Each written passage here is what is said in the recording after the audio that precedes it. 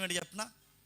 Disable. మళ్ళీ చెప్తున్నా, క్రైస్తవుడు అన్న దానికి మూలార్థం ఏంటి? క్రైస్తవుడు అన్న దానికి మూలార్థం ఏంటి తెలుసా? శిష్యుడు. అంటే క్రైస్తవుడు అనే పదం పుట్టడానికి మూల పదం ఏంటో తెలుసా?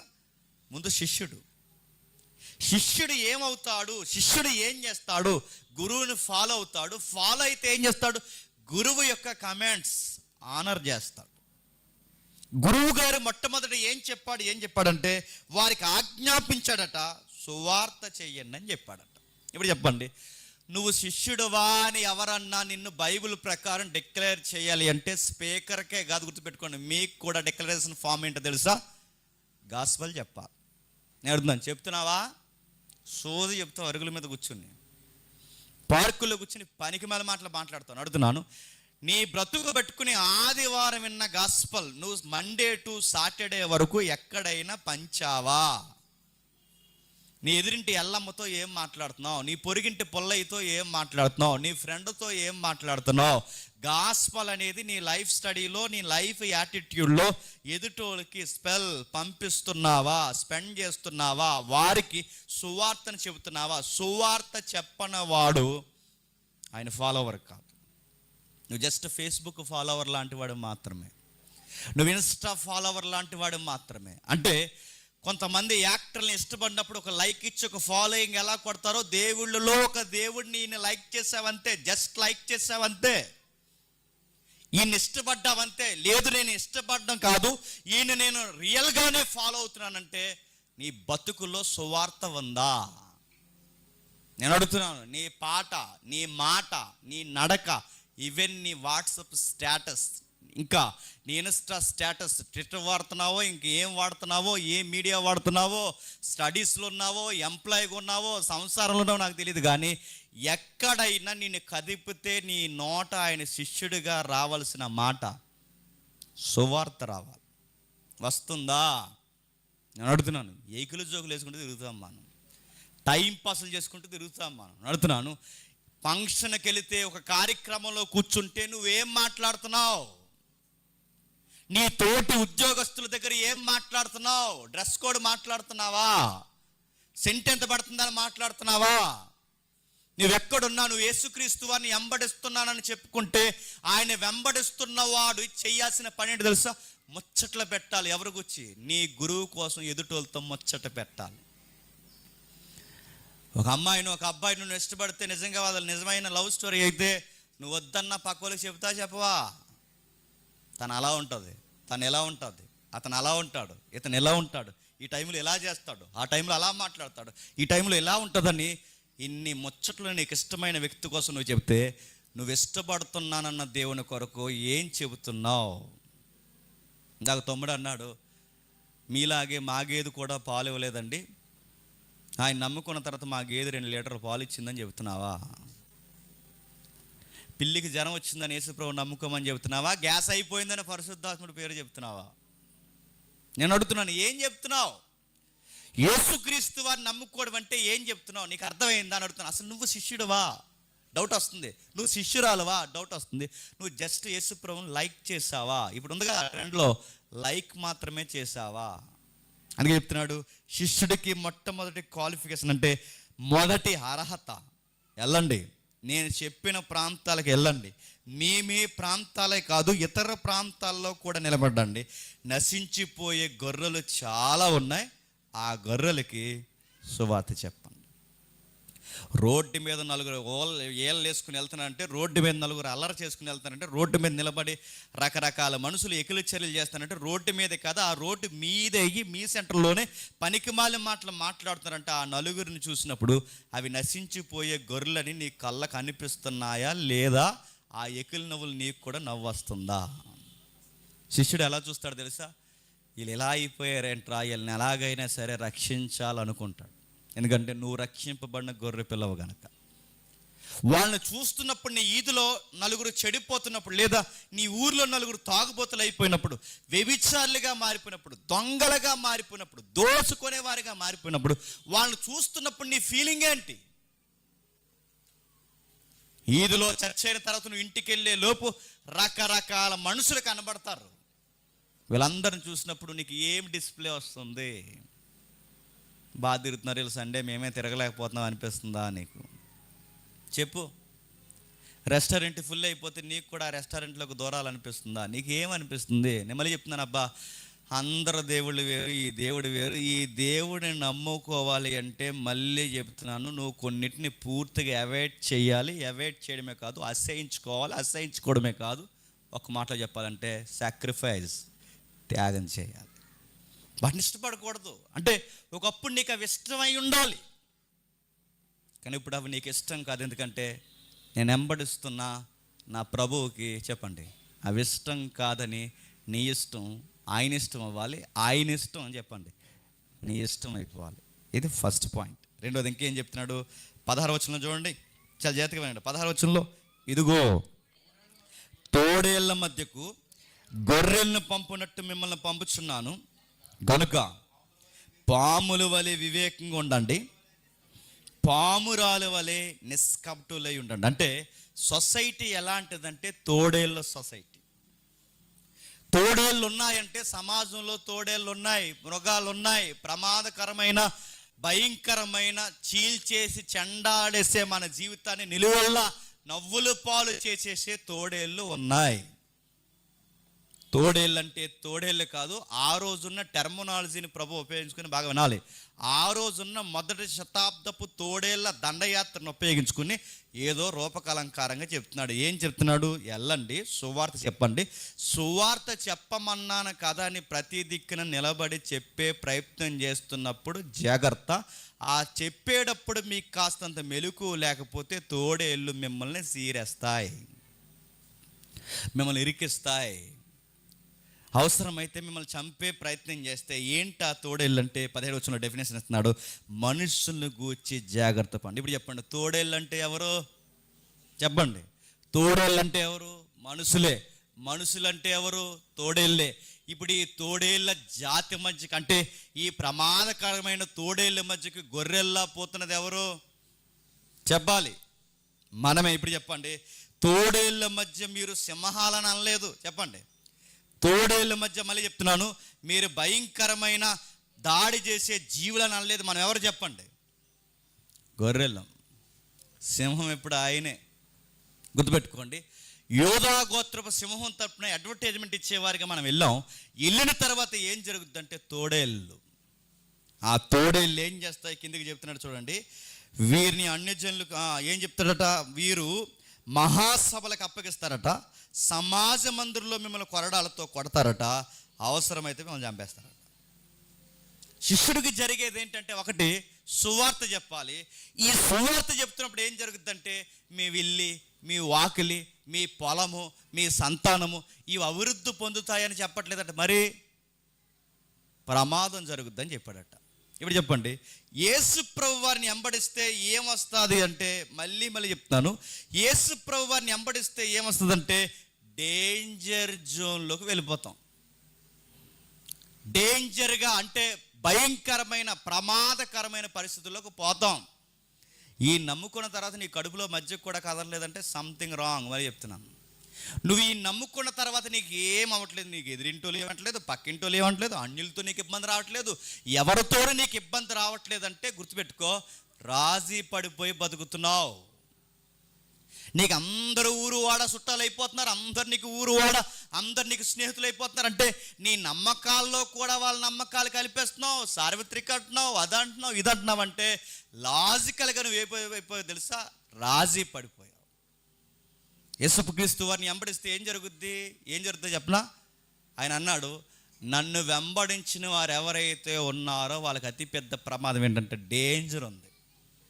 జనాలు మీకు తోడేళ్ళా పగబెట్టేస్తారు, సభల్లోకి తీసుకెళ్ళిపోతారు, మిమ్మల్ని ఇబ్బంది పెట్టేస్తారు, మీ ఇల్లు వాకిల మీద అవసరమైతే కంప్లైంట్ ఇస్తారు, నీ ఉద్యోగం మీద ఒక లెటర్ రాస్తారు, నీ సంసారం మీద అబ్యూస్కరంగా కొన్ని మాట్లాడతారు. ఒకటేటి రెండేటి ఎన్ని మాట్లాడాలని మాట్లాడతారు. ఇవి ఇలా జరుగుతున్నాయంటే కారణం ఏంటో తెలుసా? కిందికి చెప్తున్నాడు చూడండి, కిందికి 18వ వచనంలో, వీరికి అన్యజనులకు సాక్షార్థమై నా నిమిత్తము మీరు అధిపతుల యొద్దకును రాజుల యొద్దకును వారు మిమ్మల్ని అప్పగించినప్పుడు ఎలాగూ మాట్లాడదుము అని చింతింపకుడి, ఏమి చెప్పవాలనో ఆ టైంలో మీకు తెలియబడును. మీ తండ్రి ఆత్మ మీలో ఉంది, మాట్లాడుచున్నాడే కానీ మాట్లాడువారు మీరు కారు. మీరు నా నామము నిమిత్తము అందరి చేత ద్వేషింపబడదురు, అంతము వరకు సహించిన వాడు చెప్పండి రక్షింపండి. ఇప్పుడు చెప్పండి, ఆఫర్స్ ఏంటో తెలుసా? తోడేళ్ళు వస్తాయి. ఆఫర్స్ ఏంటో తెలుసా? అప్పగిస్తారు. ఆఫర్స్ ఏంటో తెలుసా? మిమ్మల్ని చంపేసే ప్రయత్నం చేస్తారు. ఆఫర్ ఏంటో తెలుసా? నా నామాన్ని మీరు గట్టిగా పట్టుకున్నందుకు మీకు నేను హెల్ప్ చేస్తానన్న. ఇప్పుడు చెప్పండి, మీరెందుకు మాటలు పడుతున్నారు? మీరెందుకు ద్వేషానికి గురవుతారు? మీరెందుకు సభల పాలు అప్పగింపబడతారు? మీరెందుకు నలుగురు చేత తక్కువ చేయబడతారు? కారణం ఒకటే, నా నిమిత్తం. నిజానికి మీకు వాళ్ళకి ఏ గొడవలు చెప్పండి లేవు. మీ ఎదిరింటోడికి నీకు ఏ గొడవలు లేవు. వాడికి నీకు వ్యాపార లావాదేవీలు ఏ నష్టం లేదు. నీకు కేవలం వాడికి నీకు దేని వల్ల గొడవ వస్తుందంటే, నన్ను నమ్ముకుని నా గురించి చెబుతున్నావు కనుక గొడవ వస్తుంది. ఇప్పుడు చెప్పండి, నీకు ఎవరితోనూ బయటోళ్ళతో నీకు గొడవ రావట్లేదంటే చెప్పండి, నువ్వు ఆయన గురించి చెప్పడం ఎప్పుడో మానేసావు. నువ్వు నేను అడుగుతున్నాను, నిలువు నామాలట్టుకున్న వాళ్ళతో నీకు అంటే, నేను ఈ మాట అంటున్నాను, ఇబ్బంది పడకండి. రకరకాల నమ్మకాలు పెట్టుకున్న వాళ్ళకి, నామాలు పెట్టుకున్న వాళ్ళకి, తాయితులు కట్టుకున్న వారికి, మూఢనమ్మకాలు నమ్ముకున్న వారితో కూడా నువ్వు చట్టా పట్టలు వేసుకుని బాగానే తిరుగుతున్నావు అంటే, నువ్వు ఏ రోజు వాళ్ళకి ఏ మాట ఒక్క మాట కూడా చెప్పని మాట అంటే చెప్పనా? నువ్వు నమ్మిన ప్రభు కోసం చెప్పు. ఎందుకంటే ఎంత దొంగోడు అంటే నువ్వు మళ్ళీ చెప్తున్నాను, అది గనక చెప్తే నీ ఫ్రెండ్స్ పెక్కలు లూజ్ అవుతాయి. ఎవరిని హైడ్ చేస్తావు తెలుసా? నీ క్రీస్తుని హైడ్ చేసేస్తావు, నువ్వు దాసేస్తావు. పైపచ్చుకో సోది మాట చెప్తావు. పైకి ఏమనంటే, నాకు దేవుడు అంటే నమ్మకం, నేను అందరినీ చెప్పండి గౌరవిస్తాను. నీ ఏదో బోడి గౌరవం ఎవరికి కావాలి? నాకు దేవుడు అంటే ఇష్టమే కానీ అందరినీ గౌరవిస్తుంటే నువ్వు గౌరవించు. అని చెప్తాను, అందరినీ గౌరవించు, ప్రేమించు. కానీ ఫెయిత్ విషయంలో నీ స్టాండింగ్ ఏంటి? నీ ప్రభు కోసం ఏం చెప్తున్నావు? నీ ప్రభు గట్టిగానే అడుగుతున్నాడు, ఇదిగో నా నామం నిమిత్తం అందరి చేత దేశింపబడాలి. నేను శిష్యుని అనడానికి మొట్టమొదటి కారణం సువార్త చెప్పాలి. నేను శిష్యుని అనడానికి మొట్టమొదటి కారణం ఆ సువార్త చెప్తున్నందుకు అందరూ నన్ను ఏమంటారు చెప్పిన? తలపోటు కూడా రైడు అంట. నువ్వు బస్సులో కూర్చున్నా, ఆటోలో కూర్చున్నా, ఉద్యోగం చేసినా, ఏం చేసినా, టైం దొరికినప్పుడల్లా నువ్వు నోరిప్పితే ఏం మాట్లాడాలి? దేవుడు అనాలి. అంటావా? ట్రెడిషనల్గా బతికేస్తున్నావా? చెప్తున్నాను. అంటున్నావా? ట్రెడిషనల్గా బతుకుతున్నావా? సండే వచ్చింది చర్చికి వెళ్ళాలి, వెళ్ళకపోతే ఏదో ఒక నష్టం జరుగుతుంది అనుకుంటున్నావా? పేరుకే క్రైస్తవుడివి, క్రైస్తవురాలుగా చిన్న ప్రేయర్ రిక్వెస్ట్లు అప్పుడప్పుడు నన్ను జ్ఞాపకం చేసుకో అంటున్నావా? అందుకంటున్నాను, నువ్వు ద్వేషానికి గురవుతావా అంటే అవుతావు ఖచ్చితంగా. ఆయన ప్రేమిస్తున్నావు కనుక అనేకుల ప్రేమకు దూరం అవుతావు అంటే దూరం అవుతావు. అందుకే ఈ 10వ వచనంలో అంటున్నాడు, ఇది ఎప్పటి వరకు జరుగుద్దంటే, మళ్ళీ చెప్తున్నాడు, ఇది ఎప్పటి వరకు జరుగుద్దంటే 10 ఏళ్ళు కాదు, 20 ఏళ్ళు కాదు, 30 ఏళ్ళు కాదు, అంతమ వరకు నేను ద్వేషిస్తూనే ఉంటారు. ఎవరంతం చెప్పండి? నువ్వు మట్టిలో మట్టి అయిపోయే వరకు నీ ఇరుగు పొరుగు వారితో నీకేం స్టార్ట్ అవుతుందో తెలుసా? రగడే స్టార్ట్ అవుతుంది. అదే 10వ అధ్యాయం 34 ఏమంటున్నాడు చూడండి. అదే 10వ అధ్యాయం 34 వచనంలో, నేను భూమి మీద కోట్లు గొడవల్లో ఉన్న వారికి సమాధానాలు, పిల్లలు లేని వారికి సమాధానం ఇవ్వడానికి, ఇంకా చెప్పండి నాకు గుర్తురావట్లేదు కొన్ని, వ్యాపారాల్లో నష్టపోయిన వారికి సమాధానం ఇవ్వడానికి, ఇంకా చెప్పండి ఆఫర్లు నాకు గుర్తురావట్లేదు చెప్పండి, వ్యాధుల్లో ఉన్న వారికి స్వస్థతపరమైన సమాధానం ఇవ్వడానికి నేను రాలేదు. నేను వచ్చింది దేనికంటే ప్రాముఖ్యమైనది, అవి జరగవంటే జరుగుతాయి. నేను వచ్చింది ప్రాముఖ్యమైన దేనికంటే భూమి మీద చెప్పండి ఖడ్గమునే కానీ చెప్పండి సమాధానం పంపడానికి నేను రాదు. అంటే నా పక్షాన్ని నిలబడిన వాడి మీదకి ఏమొస్తుంది తెలుసా? ఖడ్గం వస్తుంది. ఇద్దరు స్నేహితులకి ఏం జరుగుతుందో, తల్లిదండ్రులకి ఏం జరుగుతుందో కింద చెప్తున్నారు చూడండి. ఒక మనుషునికి వాని తండ్రికి, కుమార్తెకి ఆమె తల్లికి, కోడలికి ఆమె అత్తకి చెప్పండి విరోధం పెట్టవచ్చు. ఎందుకు? నీకేమో భక్తి ఎక్కువ, మీ అత్తకేమో భక్తి తక్కువ. ఇద్దరికి ఏం స్టార్ట్ అవ్వదు చెప్పండి? రగడ. మీకు ఏ రగడ స్టార్ట్ అవ్వకుండా సాయంత్రం కంచంలో అన్నం పెట్టుకుని టీవీ ముందు కూర్చున్నారంటే చాలా పెద్ద భక్తి మీ ఇద్దరిదే. ఆ మాటలు అర్థమవుతులేదు. మీ అత్త ఎలా తగడిందో చెప్పండి, మీ అత్త ఎలా తగలడిందో నువ్వు కూడా అలాగే సీరియల్ సెట్ ముందు కూర్చుంటున్నావంటే నీదొక భక్త, నీదొక శిశ్రేఖమా? మళ్ళీ అడుగుతున్నాను, మీ నాన్న భక్తిపరుడు కాదు, మీ నాన్న తాగుబోతు, నువ్వు భక్తిపరుడు, నీ విశ్వాసవి, సంఘానికి కావలసిన వ్యక్తివి. కానీ మీ నాన్నకి బాగానండి, మీ నాన్నకి నీకు చెట్టా పట్టలేచుకుని తాగొచ్చిన మీ నాన్నతో కూడా కూర్చుని నువ్వు మాట్లాడుతున్నావంటే, మీ నాన్న నువ్వు చెట్టా పట్టాలేసి తిరుగుతున్నారంటే నేను అడుగుతున్నాను, నీది భక్తా? అంటే మీ నాన్న వదిలేమని కాదు, ఒకటి చెప్తుంటే అర్థమవుద్ది. అడుగుతున్నాను, మీ అమ్మను వదిలేమని కాదు, ఒకటి చెప్తుంటే అర్థమవుతుంది. కానీ భక్తి విషయంలో వాళ్ళతో మీరు ఎందుకు లాలోజీ అవుతున్నారు? అడ్జస్ట్మెంట్ నడుపుతున్నాను, సర్దుబాటు ఎందుకు అవుతున్నారు? ప్రభు అంటున్నాడట, నీకు ఎవరితో పడదు, బయటోడితోనే, ఎదిరింటోడితోనే, పక్కింటోడితోనే కాదు, అసలు నీ ఫ్యామిలీలోనే పడదు.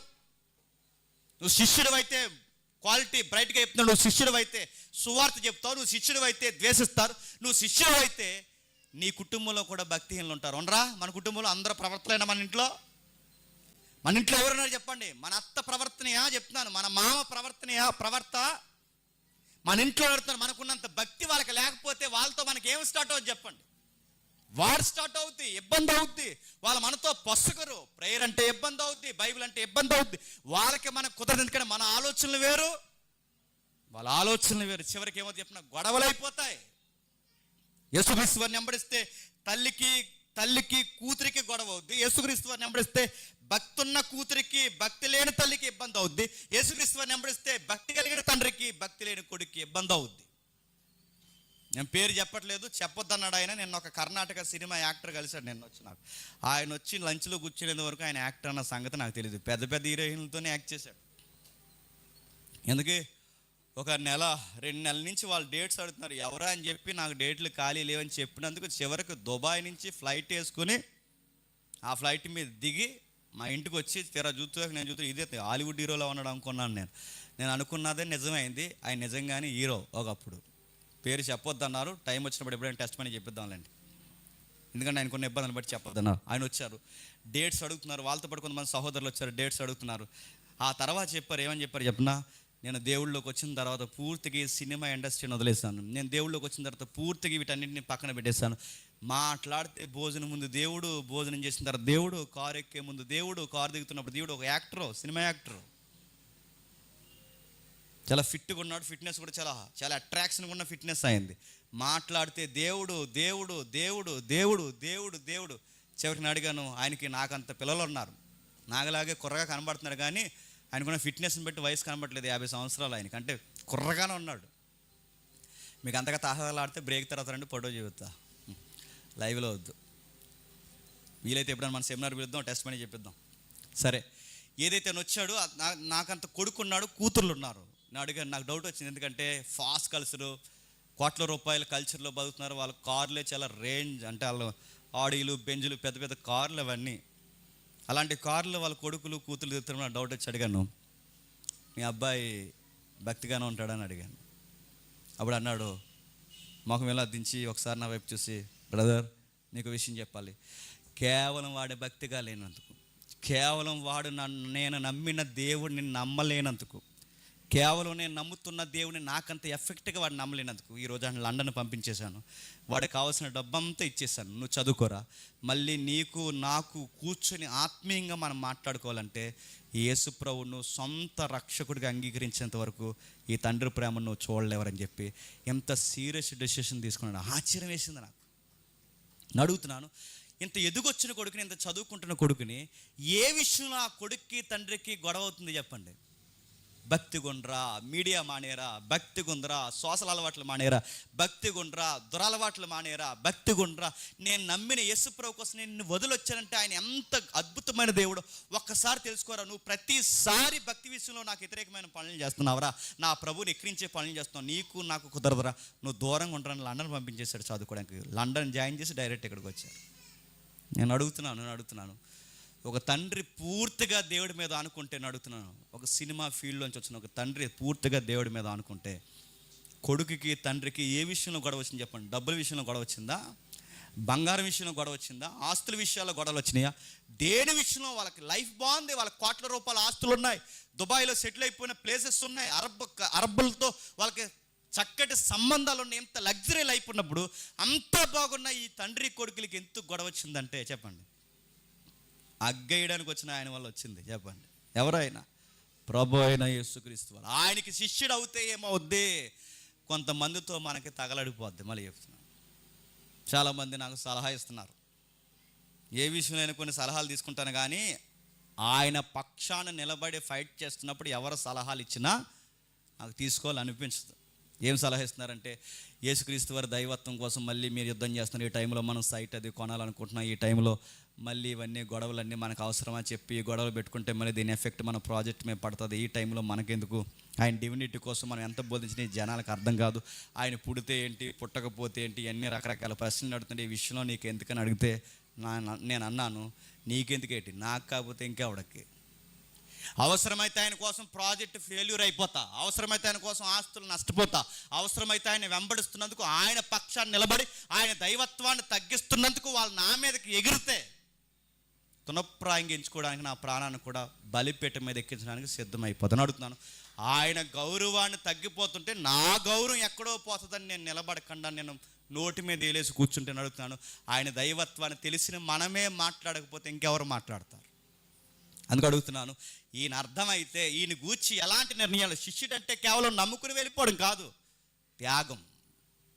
మనుషులతో మాటలు పడతాం, ద్వేషానికి గురవుతాం, మనుషులు రకరకాల మాటలు అంటారు, చివరికి ఫ్యామిలీలో కూడా ప్రాబ్లమ్స్ వస్తాయి. తల్లినైనను తండ్రినైనను నాకన్నా ఎక్కువగా ప్రేమిస్తే నా ప్రేమకు పాత్రుడు కాడు. చివరికి ఈయన గురించి చెప్పుకుంటూ తిరిగితే నా ఫ్యామిలీకి కూడా నేను టైం సరిగా ఇవ్వలేను. ఈయన గురించి నేను చెప్పుకుంటూ తిరిగితే నా తండ్రితో నేను సరిగ్గా ఉండలేను, నా తల్లితో నేను సరిగ్గా ఉండలేను, నా కుటుంబంతో నేను సరిగ్గా ఉండలేను. చివరికి వాళ్ళకి నాకు డిస్టెన్స్ పెరుగుద్ది. ఆ డిస్టెన్స్లో వాళ్ళు నన్ను అపార్థం చేసుకుంటారు. ఎందుకంటే వాళ్ళు అప్పుడప్పుడు అడుగుతారు, అస్తమాల సువార్తేనా, అస్తమాల నీకు ఏ దేవుని మాటలేనా, అస్తమాల బైబిల్ స్టడీ అయినా, అస్తమాలు నీకు ఇదేనంటే వాళ్ళు అడిగిన ప్రశ్న, నాకు అస్తమాలు ఇంకా అదే, నాకు ఆయన కాకపోతే ఇంకెవరంటే అప్పుడప్పుడు వాళ్ళ మనసులోంచి బయటకు రాదు, కానీ ఒక మాట మాత్రం వాళ్ళ గుండెల్లో ఊగిసలాట ఆడుతుంది, నీకు నాకన్నా ఆయన ఎక్కువ నేను ఎక్కువ అంటే వాళ్ళకి నచ్చినా నచ్చకపోయినా ఒకే ఒక్క మాట, నీకన్నా నాకు ఆయనే ఎక్కువ. కన్నాన్రా కన్నా ఆయనే ఎక్కువ, పెంచాన్రా పెంచి ఆయనే ఎక్కువ, నీ జీవిత భాగస్వామిని అయినా ఆయనే ఎక్కువ. ఆయన పళ్ళ మీద తిరగకుండా నా పళ్ళ మీద తిరగమంటావా చెప్పు? నీకన్నా నేను ఆయన్ని ఎక్కువ ప్రేమిస్తా, నీకన్నా ఆయన్నే ముందు పెట్టుకుంటా, నీకన్నా ఎక్కువ ఆయనకి ఇంపార్టెంట్ ఇస్తా. అలా కాదు ఈరోజు మన బర్త్డే, నీ బోడి బర్త్డే తర్వాత కేక్ కొద్దాం, ముందు ఆయనకి సభకెళ్ళి వస్తా. ఫీల్ అయిపోయారు అలాంటివన్నీ చెప్తున్నప్పుడు. అలా కాదు ఈరోజు మన పెళ్లి రోజు సాయంత్రం ప్రార్థన చేసుకుందాం, ముందు నోరు మూసుకో, సువార్తకి వెళ్ళి వస్తా. ఇలాంటివన్నీ వాళ్ళకి నచ్చుతాయి చెప్పండి, గుర్తుపెట్టుకోండి. ఫ్యామిలీతో ప్రాబ్లం వస్తుందా, ఫ్యామిలీతో బేట్లు పడతాయంటే అంటున్నాడు ఆయన, ఎవడైనాను కొడుకుని కానీ కూతుర్ని కానీ, ఆ మాటలు ఏమైనా బాగున్నాయండి? కొడుకుని కానీ కూతుర్ని కానీ ముక్కు నీలాగుంది కళ్ళు నీలాగా ఉన్నాయని నువ్వు ఎంత ప్రేమించినా పర్లేదు, కానీ నాకన్నా ఎక్కువ ప్రేమించావో ఆయన ప్రశ్న అడుగుతాడు, యు లవ్ మీ జేమ్స్, ప్రేమిస్తున్నావా అని అడుగుతాడు. ప్రేమిస్తున్నాను ప్రభు అంటే అప్పుడు ఆయన అంటాడు, ఏం ప్రేమిస్తున్నావు? ఈ మధ్య చిల్డ్రన్స్ని ఎక్కువ ప్రేమిస్తున్నావు అంటాడు. కాదు ప్రభు అని అడుగుతున్నాను, ఎవరిని ప్రేమిస్తున్నావు? నీ ఫోన్కి గంటలు తగలెడుతున్నావు, నీ స్నేహితుల దగ్గర గంటలు కూర్చుంటున్నావు, ఎవరిని ప్రేమిస్తున్నావు? ఆయన అడుగుతాడు, ఖచ్చితంగా అడుగుతాడు. అందుకే కూతుర్ని కానీ కొడుకుల్ని కానీ తల్లిదండ్రులను కానీ ఎవరినైనా ఎక్కువ ప్రేమిస్తే నాకు శిష్యుడు కాడు. తన సిలువలు ఎత్తుకుని నన్ను వెంబడింపని వాడు నాకు పాత్రుడు. సిలువెత్తుకోవడం అంటే ఏంటి చెప్పండి? సిలువెత్తుకోవడం అంటే సెక్క సిలువ వేసుకుని తిరగమని కాదు. సిలువెత్తుకోవడం అంటే చేతి మీద ట్యాట్ వేసుకుంటారు, సిగ్గులేని అందరూ మళ్ళీ ఇక్కడ సిలువ అన్న, ఎక్కడ సిలువ కాదు వేసుకోవాల్సింది. నేను అడుగుతున్నాను, మళ్ళీ చెప్తాను, ఇక్కడ వేసుకో ఒక మేకు, ఇక్కడ ఒక మేకు స్టైల్గా. ఈ బయట ఫాస్ట్ కలిసిన మనోళ్ళు కూడా తీసుకొచ్చి ఏం చేస్తున్నారంటే రిస్టుల మీద స్టాట్యూ వేయించుకోవడం, ఇక్కడ సిలువు గుర్తులు ఎక్కడ వేయించుకోవడం, రకరకాల నెక్కల మీద వేయించుకోవడం. సిలువుని ఎత్తుకోవడం అంటే చెక్క సిలువ వేసుకుని తిరగడం కాదు. సిలువ వేసుకోవడం అంటే చెప్తున్నా, ప్రతిరోజు ఆయన కొరకు నిన్ను నువ్వు చెప్పండి చంపేసుకోవడం. ఇది కూడా చేయడం అంటే ఇది కూడా చేయమండి, ఎందుకంటే ఇది నా ప్రభువుకి నచ్చదు. చిన్న విషయాల్లో కూడా నిన్ను నువ్వేం చేసుకోవాలి చెప్పండి, చంపేసుకోవాలి. చిన్న విషయాల్లో కూడా ఆయన కొరకు నువ్వు చంపేసుకోవాలి. సిలువను ఎత్తుకోవాలంటే ప్రతిరోజు నువ్వు ఆయన కొరకు చనిపోవాలి. తన ప్రాణమును దక్కించుకునేవాడు దాన్ని పోగొట్టుకున్నాం, కానీ నా నిమిత్తము తన ప్రాణమును పోగొట్టుకునేవాడు దాన్ని దక్కించుకుంటాడు. ఇప్పుడు చెప్పండి, శిష్యరికం అనగానే చిట్ట చివరికి జరిగేది ఏంటంటే చెప్పండి, చచ్చిపోవాలంట. నడుతున్నాను, యేసుప్రభు నమ్ముకున్న తర్వాత మీకు చివరికి జరిగేది ఏంటని బయటోడు ఎవడన్నా అడిగితే మీ నోటంట రావాల్సిన మాట ఏంటి చెప్పండి? మా కొరకు ఆయన చనిపోయాడండి చెప్పండి, ఆయన కొరకు చెప్పండి మేము చనిపోవాలి. ఈ యేసుప్రభుని మీరు ఎందుకు నమ్ముకున్నారా అని ఎవరన్నా అడిగితే ఆయన కొరకు చనిపోవడానికే నమ్ముకున్నామని ఎప్పుడన్నా చెప్పారా? పాకలో ఉన్నామండి, వర్షం కురిసింది, ఏంటి ప్రభువా అని బాధపడ్డాను, ఈ లోపల దేవుడు పెంకిటిల్లు ఇచ్చాడు, అంతకు నమ్ముకున్నారంట. ఎవరిని? యేసుప్రభుని. ఆ మాత్రం దానికి యేసుప్రభువే పరలోకం నుంచి భూలోకానికి రావాల్సిన అవసరం లేదు. ఒక మంచి ముఖ్యమంత్రి వస్తే చెప్పండి ఓ సెంటిని నేలిస్తాడు. ఆ మాత్రం దానికి ముఖ్యమంత్రి ఉంటే చాలు, మంచి ఎమ్మెల్యేని ఎన్నుకుంటే చాలు.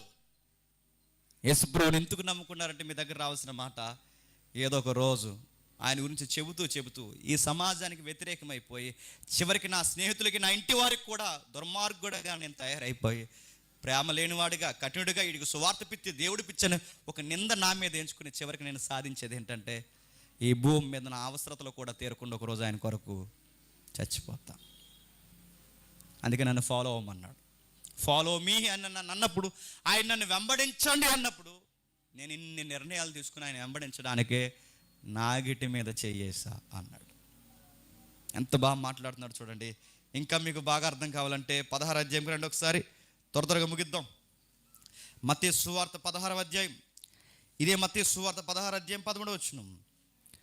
ఇంకా బాగా అర్థమవుతుంది చూడండి, 16వ అధ్యాయం 13వ వచనం. యేసు పిలుపుదైన కైసరియా ప్రాంతానికి వచ్చెను. మనుష్య కుమారుడు ఎవరని జనులు చెప్పుకొని చుండగా తన శిష్యులను అడుగగా వారు కొందరు బాప్తిజం ఇచ్చి యోహాననియు,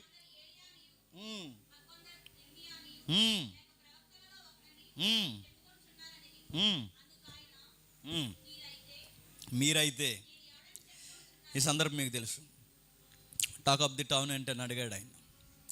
టౌన్లో నా గురించి ఏం మాట్లాడుకుంటున్నారు, మన దేశంలో ఏం మాట్లాడుకుంటున్నారు, పబ్లిక్ నా గురించి ఏమనుకుంటున్నారు, శిష్యులుగా, ఫాలోవర్స్గా, నా క్లోజ్ సర్కిల్గా మిమ్మల్ని అడుగుతున్నాను. వీళ్ళు అన్నారు, పబ్లిక్ ఏం మాట్లాడుకుంటున్నారంటే నిన్ను ఎరిమి అంటున్నారు, పబ్లిక్ నిన్ను బాప్టిజం ఇచ్చి యోహాన్ అంటున్నారు, పబ్లిక్ నిన్ను ఏలి అంటున్నారు, పబ్లిక్ నిన్ను ప్రవక్తల్లో ఒకడంటున్నారు, ఎవరో గొప్ప వ్యక్తి మళ్ళా మోసే వంటి ప్రవక్త వచ్చాడంటున్నారు. సరే పబ్లిక్ అలాగ అనుకుంటారులే, పబ్లిక్ విషయాలు పక్కన పెట్టండి, మీరేమనుకుంటున్నారు, వాళ్ళు ఏమనుకుంటున్నారు పక్కన పెట్టండి, మీరేమనుకుంటున్నారంటే 11 నోర్లు మూయబడ్డాయి, ఒక నోరు తెరమేకి వచ్చింది. ఆ నోరు ఎవరు చెప్పండి? సీమోను పేతురు. సైమన్ పీటర్ ఇలా అన్నాడు, ఏమన్నాడంటే నీవు సజీవుడు అయినా దేవుని కుమారుడివి. మళ్ళీ ఇదిగో ఇది చూపించి, ఇదిగో దేవుడు కుమారుడు అంటే ఏంటి, దేవుడు కుమారుడు అంటే దేవుని కుమారుడే అంటున్నారు. వీళ్ళకి నడుతున్నాను, వీళ్ళకి టెర్మినాలజీ కూడా తెలియదు, మాట్లాడదాం. డివినిటీ మాట్లాడినప్పుడు దేవుని కుమారుడు అంటే ఈక్వల్ టు గాడ్ అని గుర్తుపెట్టుకోండి, దేవుడితో సమానుడని. ఇది యూదులకు అర్థమవుద్ది, మనకు అర్థం అవ్వలేదు యూదులకు. అందుకే చూడండి, నేను దేవుని కుమారుని చెప్పుకున్నందుకు యూదులు ఏం చేశారు తెలుసా? సిలువేశారు ఆయన్ని. దేవుని కుమారుడు అంటే దేవుడు అని చెప్పుకోవడం, దేవునితో సమానుడు అని చెప్పుకోవడం. దేవుని కుమారుడు అంటే, మనుష్య కుమారుడు అంటే దీనికి మీనింగ్స్ ఉన్నాయి. దేవుడితో సమాడు అంటే సీమోను పేతురు అన్నాడు, నేను ఎవరు అనుకుంటున్నారు, ప్రవక్త అనుకుంటున్నారా, నేను ఎవరు అనుకుంటున్నారు, ఎరిమి అనుకుంటున్నారు, ఏలి అనుకుంటున్నారంటే వీళ్ళెవ్వరు కాదు ప్రభువా, నువ్వు ఎవరో నాకు తెలుసు, నువ్వు సాక్షాత్తు దేవుని కుమారుడు, దేవునితో సమానుడివి. అప్పుడు అన్నాడు, సీమోను బెరయోనా నువ్వు ధన్యుడివి, పరలోకమందున్న నా తండ్రి ఈ సంగతి నీకు బయలుపరచినే కానీ నరులు నీకు బయలుపరచలేదు. మరియు నువ్వు పేతురువి, ఈ బండ మీద నా సంఘమును కడతాను, పాతాళ లోకపు ద్వారాలు దాని ఎదుట నిలవ నేరవని నీతో చెప్పుచున్నాను. పరలోక రాజ్యం యొక్క తాళపు చెవులు నీకు ఇచ్చేదను, భూమి మీదను దేన్ని బంధించుతావో అది పరలోకమందును బంధింపబడును, భూలోకమందు దేన్ని విప్పుదువో అది పరలోకమందును విప్పబడును అని అతనితో చెప్పను. అటు పిమ్మట తాను క్రీస్తుని ఎవనితోను చెప్పొద్దని ఆయన శిష్యులకు గట్టిగా ఆజ్ఞాపించు. శిష్యుడంటే అభిషక్తుడని, క్షమించండి, క్రీస్తు అంటే అభిషక్తుడని. క్రీస్తు అనే దానికి అభిషక్తుడైతే మూలపదం మెస్సియా అని. మెస్సియాకి నిలువెత్త అర్థాలు ఏంటో తెలుసా? దేవుని చేత పంపబడిన, దేవుని స్వరూపం కలిగిన దైవ కుమారుడు అన్నాడు. ఆయన భూమి మీదకి వచ్చాడు, పొగుడుతున్నాడు. ఏమని పొగుడుతున్నాడు అంటే, సీమోను బెర్యోనా నువ్వు ధన్యుడివి, నేను నీకు ఏం చేస్తాను చెప్పిన, పరలోక రాజ్యపు తాళాలు ఇస్తున్నాను అన్నాడు. బాగా వినాలి ఈ టెక్స్ట్, ముగిద్దాం. ఏమి ఇస్తున్నాడట? పరలోక రాజ్యపు తాళాలు ఇస్తున్నాడట. పరలోక రాజ్యపు తాళాలు. పేతురు గారిని సందర్భంలో 11 మందిని పక్కన పెట్టి పేతురు గారిని ఏం చేశాడు చెప్పండి? పొగిడాడు. పొగిడాడు లేదా? అలా పొగిడిన పేతుర్ని కిందికి వచ్చేసరికి ఏమంటున్నాడు చూడండి. అప్పటి నుండి తాను యెరూషలేముకి వెళ్ళి పెద్దల చేతను, ప్రధాన యాజకుల చేతను, శాస్త్రుల చేతను అనేక హింసలు పొంది చంపబడి 3వ దినం లేచుట అగత్యమని యేసు తన శిష్యులకు తెలియజేయ మొదలుపెట్టగా, పేతురు ఆయన చేపట్టుకొని, ప్రభువా అది నీకు దూరమగును గాక, అది నీకెన్నటికీ కలగదని గద్దింపసాగును. అయితే ఆయన పేతురు వైపు తిరిగి, సాతానా నేను పొమ్ము, నీవు మనుషుల సంగతులే నీవు నాకు అభ్యంత కారణమై ఉన్నావు, నువ్వు మనుషుల సంగతులే తలంచున్నావు కానీ దేవుని తలంపులు నీకు అర్థం కావు. ఇప్పుడు చెప్పండి, 2 నిమిషాల ముందు పేతురుని ఏమన్నా తెలుసా? నువ్వు ధన్యుడివి అన్నాడు. 2 నిమిషాల ముందు నీకు పరలోక రాజ్యపు తాళాలు ఇస్తున్నాను అన్నాడు. 2 నిమిషాలు దాటేసరికి ఏమన్నా చెప్పండి, నువ్వు ధన్యుడు కాదు, సాతానగాడివి అన్నాడు. అర్థం. అంతకుముందు ధన్యుడు అన్నాడు, కిందికి వచ్చేసరికి ఏమన్నాడు చెప్పండి? సాతానా అన్నాడు. అక్కడెందుకు పొగిడాడు, ఎక్కడెందుకు పొగడలేదు, అక్కడెందుకు ఎత్తాడు, ఎక్కడెందుకు తగ్గించాడు? కారణం ఏంటో తెలుసా? నువ్వేమనుకుంటున్నావంటే, శిష్యుడు అనగానే నా పక్షాన్ని ఎదుటి వాళ్ళతో గొడవలు పెట్టుకోవడం అనుకుంటున్నావు. గొడవలు పెట్టుకోవడం కాదు, నిందలు పడాలి, అవమానాలు పడాలి, బాధలకు గురవ్వాలి. నేను ఏదైతే చెప్పానో దాని కొరకు ఈ లోకం నన్ను చంపేస్తుంది కనుక నోరెత్తకుండా గొర్రె పిల్లవలే నేను ఎలాగైతే చనిపోతున్నానో, ఫైట్లు, గొడవలు, ప్లకార్డ్స్, రోడ్డు మీద ధర్నాలు ఇవేమీ చేయకుండా నా వలే ఎవరైతే చనిపోతారో చెప్పండి, వాడే నా శిష్యుడు. అంతేగాని గుర్తుపెట్టుకోండి, అంతేగాని నీ మీద కంప్లైంట్ పెడతాం చెప్పండి, నీ సంగతి తెలుస్తాం, మేము జాకెట్ చింపుతాం, లేదా మా సొక్కా చింపుతాం, నీ మీద SST పెడతాం, మైనారిటీ కేసులు పెడతాం అంటే నేను అడుగుతున్నాను, మన శిష్యులం కాదు. శిష్యులు అంటే ఏంటో తెలుసా? ఆయన ఎలాగైతే నోరు విప్పకుండా లోకం కొరకు బలైపోయాడో మనం కూడా ఏమైపోయాలి చెప్పండి? లోకం కోసం బలైపోయాలి. అందుకే కొనసాగిస్తున్నారు చూడండి. అప్పుడు యేసు తన శిష్యులను చూసి, ఎవడైనా ఎంబడింప కోరిని ఎడల తన్ను తాను ఉపేక్షించుకొని సిలువనెత్తుకొని నన్ను వెంబడించాలి. ఇప్పుడు చెప్పండి, ఎవడైనా నన్ను వెంబడించాలి అంటే, ఎవడైనా నన్ను వెంబడించాలంటే సిలువ ఎత్తుకోవాలి. పేతురు ఫైట్లు కాదు, పేతురు యుద్ధాలు కాదు, పేతురు ఈ లోక సంబంధమైన కత్తులు కాదు, కఠారాలు కాదు, ఈ లోక సంబంధమైన పిడిగుద్దులు కాదు, చనిపోవాలి. నేను ఇందాక ఎందుకు పోగడానంటే, నన్ను దేవుడిగా క్రీస్తుగా బాగా గుర్తించావు. ఇప్పుడు ఎందుకు తిడుతున్నానంటే, నాలాగా ఇమిటేట్ చేయలేకపోతున్నావు. అంటే ఈ లోకంలో నాలాగా మాదిరి నువ్వు చూపించకుండా డైలాగులు చెప్తున్నావు. ఏమని? నేను ఎవడన్నా ఏమన్నా అనాలంటే చెప్పండి, ముందు నన్ను అనాలంటున్నావు. గుర్తుపెట్టుకో, అంటారు, అనడానికి, ముఖం మీద ఉమ్మేయించుకోవడానికి, నా నామ నిమిత్తం నష్టపోవడానికి పిలిచాను. శిష్యుడిగా మర్చిపోయావా? గొడవలు దిగుతానంటావేంటి? కొట్టేవాడిని కొడతానంటావేంటి? తిట్టేవాడిని తిడతానంటావేంటి? పేతురు నీకు అర్థం అవుతుందా? మాట పడ్డమే కాదు, ఖడ్గం దెబ్బ కూడా తలదించాలి. ఇది శిష్యరికం. ఇంకా కిందికి అంటున్నాడు చూడండి, తన ప్రాణము రక్షించుకొని వాడు దాన్ని పోగొట్టుకోండు, నా మెత్తు తన ప్రాణం పోగొట్టుకువాడు దాన్ని దక్కించుకోండు. ఒక మనుషుడు లోకమంతయు సంపాదించుకొని తన ప్రాణం పోగొట్టుకుంటే అతనికి ఏమి ప్రయోజనం? ఒక మనుషుడు తన ప్రాణానికి ప్రతిగా ఏమి ఇయ్యగలడు? ఏం చెప్తున్నాడండి? మీకు ఈ మాటలు చదివేసి అలవాటు అయిపోయిందేమో నాకు తెలియదు, కానీ యేసు ప్రభువు వారిని వెంబడించడం అంటే ఏంటి ఏంటి ఏంటి అని మీరు అడిగితే, మాట్లాడితే ఆయన ఏం చెప్తున్నాడు? 90% శిష్యరికం కోసం మాట్లాడితే ఆయన ఏం చెప్తున్నాడు తెలుసా? నా కోసం చచ్చిపోవాలంటున్నాడు. చచ్చిపోయే అంత భక్తి ఉందా? ఊపిరి ఆడకుండా 4 రోజులు మీటింగ్ పెడితే నీకు దేవుడు బోరు కూడా ఎత్తాడు. నీకు చచ్చిపోయేంత శిష్యరికం ఏమి లేదు మనకి, ఉందా? అడుగుతున్నాను. ఓ గంట వాక్యం పొడిగించి చెప్తే నడుతున్నాను, తిన్నంగా కూర్చుని ఉండలేవు. నువ్వు యేసు ప్రభువుని వెంబడిస్తున్నావా? 2:30 దాటేసరికి నీకు ఆకలి కేకలు స్టార్ట్ అవుతాయి. నేను అడుగుతున్నాను, నీకు ఎండ ఉండకూడదు, వాన ఉండకూడదు, ఒక్క ఉండకూడదు, ఏం ఉండకూడదు. ఆయన వెంబడిస్తున్నప్పుడు నీకు చెమటే పట్టకూడదు.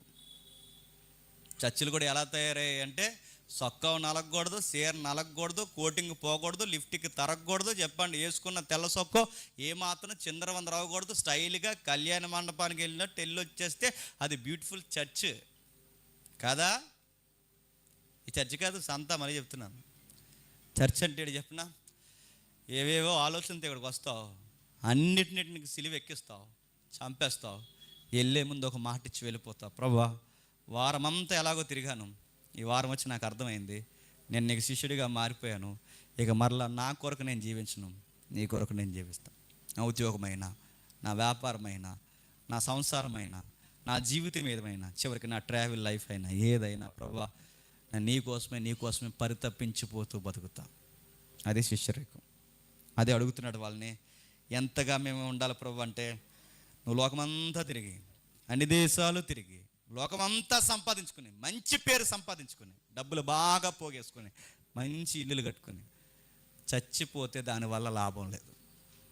నన్ను వెంబడించి లోకమందరి చేత దేశం పడి, డబ్బంతా పోగొట్టుకుని, ఆస్తులు కూడా అమ్మేసుకుని, చివరికి నష్టపోయి నా నిమిత్తం ప్రాణం పోగొట్టుకుంటే మళ్ళీ దాన్ని తిరిగి రక్షించుకుంటా. దీనికి వారంటీ గ్యారంటీ నేనే అన్నాడు ఆయన. గుర్తుపెట్టుకో, నువ్వు ఈ లోకంలో చచ్చిపోతే నీ ప్రాణం మళ్ళీ నీకు రాదు 100కి 200%. కానీ నా కోసం చనిపోతే మనుష్య కుమారుడు ఒక రోజు వస్తాడు, నా యందు నిద్రించిన వారిని తమ తమ వరుసల్లో చెప్పండి తిరిగి లేపుతాడు. ఇది శిష్యరకం. ఈరోజు శిష్యరకం అనగానే ఏమనుకుంటున్నారు తెలుసా? కేవలం శిష్యరకం అనగానే వచ్చాము వెళ్ళామనుకుంటున్నారు. అదేమీ కాదు. ఆయన మాట్లాడుతున్నాడు 25వ వచనంలో, నా కొరకు చనిపోవాలి. ఇంకా ఉందా శిష్యరకం కొరకు అంటే? చాలా విషయాలు ఉన్నాయి, చాలా సంగతులు ఉన్నాయి. మర్చికోటి చూసి ముగిద్దాం. మార్కు సువార్త 8వ అధ్యాయం. అదే సందర్భం మార్కు సువార్త 8వ అధ్యాయం. మార్కు సువార్త 8వ అధ్యాయం 34వ వచనం నుండి. మార్కు సువార్త 8వ అధ్యాయం 34వ వచనం నుండి. అంతటా ఆయన తన శిష్యులను జనసమూహమును తన యొద్దకు పిలిచి, నన్ను వెంబడింపగోరువాడు తనను తాను ఉపేక్షించుకునే వాళ్ళను, తన సిలువను ఎత్తుకునే వాళ్ళను, నన్ను వెంబడింపవలను. తన ప్రాణమును రక్షింపకనుగోరువాడు దాన్ని పోగొట్టుకొనును. నా నిమిత్తము సువార్త నిమిత్తం తన ప్రాణం పోగొట్టుకునేవాడు దాన్ని రక్షించుకొనును. ఒకడు సర్వలోకమును సంపాదించుకొని తన ప్రాణమును పోగొట్టుకుంటే వానికి ఏమి ప్రయోజనం? మనుష్యుడు తన ప్రాణమును ప్రతిగా ఏమీగలడు? వ్యభిచారము పానము చెయ్యి తరము వారిలో నన్ను గూర్చి నా మాటను గూర్చి సిగ్గుపడి వాడెవడో వాడిని గూర్చి మనుష్య కుమారుడు తన తండ్రి మహిమ గలవాడే పరిశుద్ధ దూతలతో కూడా వచ్చినప్పుడు ఈ లోకంలో సిగ్గుపడినవాడు సిగ్గుపడ్డ ఆ రోజు వాడు తలెత్తుకుంటాడు. ఇప్పుడు చెప్పండి, నేను ముగిస్తున్నాను. యేసు ప్రభు వారికి ఎవరు నచ్చరో చెప్పనా? ఆయన్ని పొగిడే వాళ్ళు నచ్చరు. యేసు ప్రభు వారిని పొగుడుకుంటూ చాలామంది తిరిగారు. పేతురు పొగిడాడా లేదా? నువ్వు దేవుని కుమారుడివి, నువ్వు సర్వోన్నతుడివైన దేవుని కుమారుడు అంటే శబాస్, సీమోను బెర్యోనా నువ్వు ధన్యుడు అన్నాడు. పొగిడిన తర్వాత ఏమన్నాడు తెలుసా? ప్రాణం పెట్టడానికి గొడవలు పెట్టుకుంటా అన్నాడు. ఆయన చెప్పండి, యేసు ప్రభువుని పొగిడేవాళ్ళు లేరు? యేసు ప్రభువుని పొగిడేవాళ్ళు లేరు చెప్పండి.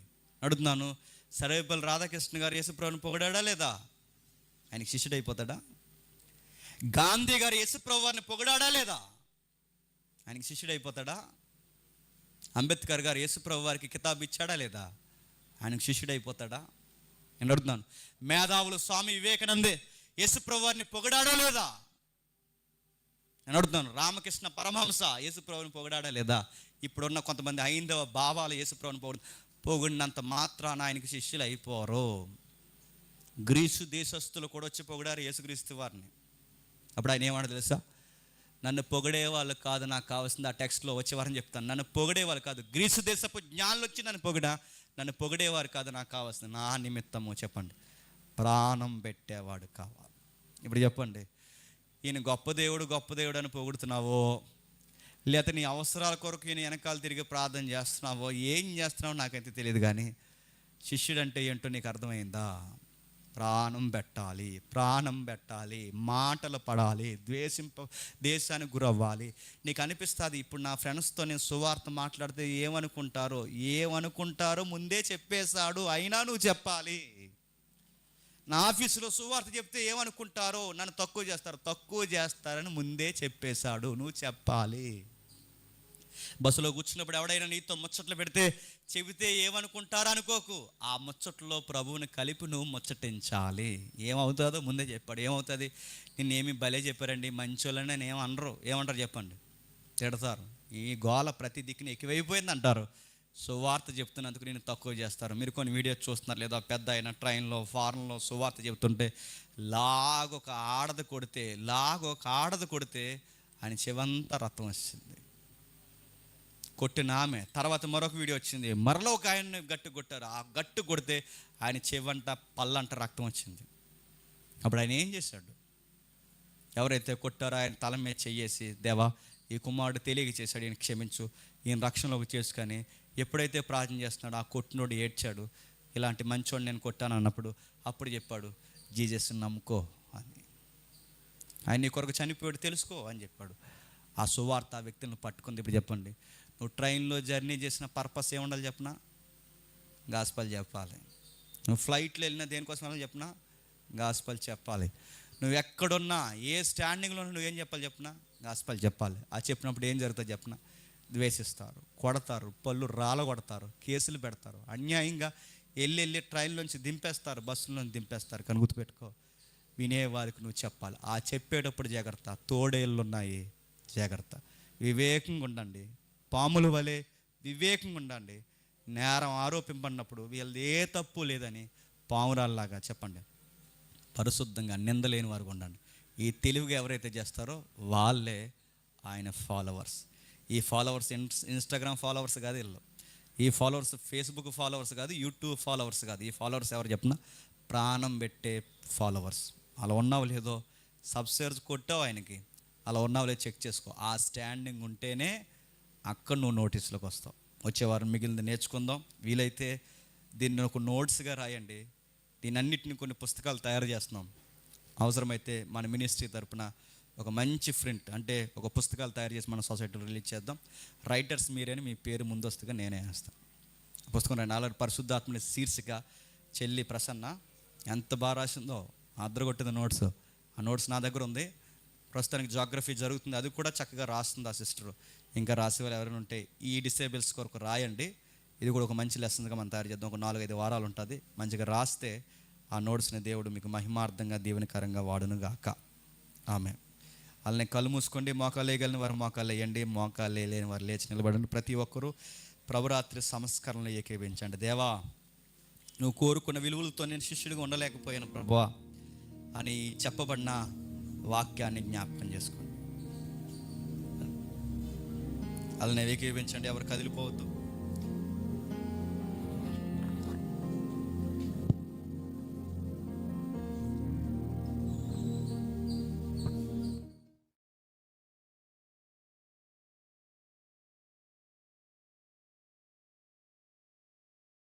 యేసుక్రీస్తు వారి యొక్క శిష్యుడు అంటే వచ్చిపోవడం కాదని, ఆయనకి శిష్యరికం చేయాలనంటే కేవలం ఆయన పేరు పెట్టుకోవడం కాదు, కానీ ప్రాణం పెట్టేటువంటి శిష్యరికం చేయాలి. లోకంలో ఎక్కడా చెప్పబడినటువంటి మాటలు ఇప్పుడు విన్నటువంటి వర్తమానం ఒక్కసారి మీ హృదయాల్లో తలచుకుని,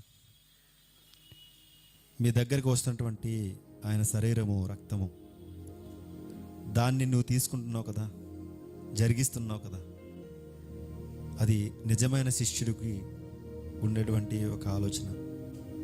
నిజమైన శిష్యుడు అయితే, ఆయన్ని వెంబడించేవాడు అయితే, ఆ శరీరము ఆ రక్తాన్ని తీసుకుంటున్న నీవు గాస్పల్ చేస్తున్నావా? సువార్తను చెప్పగలుగుతున్నావా? నీ జీవితమే ఈ మనుషుల మధ్య ఒక సువార్తగా మిగిలిపోతుందా, మారుతుందా? ఆయన గురించి మాట్లాడలేని నోరు కాదు కదా, ఆయన గురించి పరిగెత్తలేనటువంటి కాళ్ళు ఉన్న ఉపయోగం లేదు కదా, ఆయన గురించి ప్రకటించలేనటువంటి నాలుకే కాదు కదా. ఎంతోమంది చెప్పారు కనుకనే, ఎంతోమంది నిజమైన శిష్యరకం చేశారు కనుకనే ఈరోజు మనకు సువార్త అందించబడింది. మీకు అందించబడిన సువార్త కేవలం ఈ 4 గోడల మధ్య ఉండిపోకూడదని, నలుదిక్కులకు నలుమూలల మనమందరము తీసుకువెళ్ళాలన్నదే ప్రభువాల యొక్క పరమార్థం. ఆనాడు శిష్యులకు ఒక ఈవెంట్గా గుర్తుండిపోయేలాగా ఒక పాత్రను ఎత్తుకుని ఒక రొట్టెను తీసుకుని ఎలాగైతే గుర్తు చేసుకోమంటున్నాడో, ఇతరుల కొరకు ప్రాణం పెట్టాలని ఎలా చెప్తున్నాడో, మనము కూడా ఈ రోజు నుంచి ఒక నిర్ణయం తీసుకుందాం. విన్న వాక్యం ఒకవేళ నీ హృదయం తాకితే నువ్వు ఒక నిర్ణయం తీసుకోగలుగుతావా? ఇక మీదట ప్రభు అయిన క్రీస్తును నువ్వు ప్రకటించగలవా? అది ఏ ప్లేస్ అయినా పర్వాలేదు, ఏ స్థలమైనా పర్వాలేదు, ప్రభు అయిన క్రీస్తును ప్రకటించగలవా? ఆయన శరీరం ఎలా పీసెస్ అయిపోయిందో, ఆయన రక్తం ఎలా ఒలికించబడిందో ఈ నేల మీద నీకు తెలుసా? ఎందుకు ఆయన శరీరాన్ని, ఆయన రక్తాన్ని జ్ఞాపకం చేసుకోమన్నాడు తెలుసా? ఆయన మరణించింది ఆయన కొరకు కాదు, నీ కొరకు, నా కొరకు. నువ్వు మరణించాల్సింది నీ కొరకు కాదు, నీ కుటుంబం కొరకు కాదు, ఇతరుల కొరకు. ఇది నీకు అర్థమైతే ఆయన శరీరాన్ని, ఆయన రక్తాన్ని తీసుకో, ప్రభు వల్ల జరిగించు. యేసుక్రీస్తు వారిని సమాజానికి పరిచయం చేశారు. ఏవేవో రోగాలు పోతాయని, కష్టాలు పోతాయని. నేనైతే నేను నమ్ముకున్న క్రీస్తును ప్రకటిస్తున్నాను. ఏంటో తెలుసా? ఆయన మన కొరకు ప్రాణం పెట్టాడు, నేను కూడా ఇతరుల కొరకు ప్రాణం పెట్టాలి. దేవుడు ఎంతో అద్భుతంగా మనతో మాట్లాడాడు కదా. గాస్పెల్ చెప్తాం, సువార్తను ప్రకటిద్దాం. సువార్తను ప్రకటించవలసిన బాధ్యత, కర్తవ్యం మన మీద ఉందని ఈ రోజు నుంచి గుర్తెరుగుదాం. ఆయన శిష్యుడు అనంటే సిలువెత్తుకుని ఇదిగో ఆయన వెంబడించాం. సిలువెత్తుకోవడం అంటే సమాజానికి అర్థం కాలేదు. చెక్క సిలువలు ఎత్తుకునే వారు ఎంతో మంది ఉన్నారు, చేతుల మీద టాటూలు వేసుకుంటున్నారు. కానీ సిలువెత్తుకోవడం అంటే ఆయన పక్షాన నిందలు పడడం, ఆయన పక్షాన కన్నీళ్లు కార్చడం, ఆయన్ని వెంబడించినప్పుడు అనేక మంది మనల్ని పక్కన పెట్టడం, ఆయన ప్రేమిస్తే ఇతరుల ప్రేమకు దూరం అవడం. ఇదే శిష్యరకం అంటే. ఇది నీకు అర్థమైతే ఈ రోజు నుంచి దేవునికి ఒక మాట ఇవ్వు. నేను శిష్యరకం చేయాలనుకుంటున్నాను. ఆయన దయతో ప్రభువా, విన్న సువార్తను తండ్రి ఎలాగైనా సమాజానికి చెప్పడానికి, తీసుకువెళ్ళడానికి నాకు దయ చూపించు నాయన అని ప్రార్థన చేద్దాం. ప్రేమ కలిగిన మా ప్రియ పరలోక తండ్రి, పరిశుద్ధుడ, జీవం గల దేవా, మీకు వందనాలు, స్తుతులు, స్తోత్రములు నాయన. నేను నా కుటుంబము కలిసి ప్రభు సువార్తను చెప్పే క్రమములో తండ్రి ప్రభు విన్న మాటలు తండ్రి నా హృదయంలో భద్రపరుచుకుని మరలా నేను బయటకు వెళ్ళిన తర్వాత ఎవరు విన్నా వినకపోయినా, ఎవరు అంగీకరించినా అంగీకరించకపోయినా, నేను ఏ స్థలంలోనైనా, ఏ ప్రదేశంలోనైనా ప్రభు నీ గురించి చెప్పడానికి నాకు శక్తిని, బలాన్ని, ధైర్యాన్ని ఇవ్వమని ప్రార్థించాను. ప్రేమ కలిగిన తండ్రి, మీకు వందనాలు. చక్కని మాటలు మాకు దయచేశారు. వచ్చే వారం ప్రభు మీ మాటల కొరకు ఎదురు చూడగలిగి నాకు సహాయం దయచేయండి. వచ్చిన ప్రతి ఒక్క బిడ్డను బట్టి, వారి కుటుంబాలను బట్టి ప్రార్థన చేస్తూ ఆధ్యాత్మికంగా, ఆత్మీయంగా తండ్రి బలపడి నూతన ఉజ్జీవంతో ప్రభు యొక్క స్థలాన్ని విడిచి తమ గృహాలకు చేరుకోవడానికి కృపను అనుగ్రహించమని, ఎవరైతే ప్రభు బలలో చేతులుంచారో వారందరూ ప్రభునైనా ఇతరుల కొరకు ప్రాణం పెట్టవలసిన వారు విన్నారు కనుక నిజమైన శిష్యులుగా మిమ్మల్ని వెంబడించడానికి వారికి కృపను అనుగ్రహించమని, దయ చూపించమని ఈ ప్రార్థన ప్రియకుమారుడు మన రక్షకుడైనటువంటి యేసుక్రీస్తు వారి ఉన్నతమైన నామమును సమర్పిస్తున్నాము తండ్రి. ఆమేన్.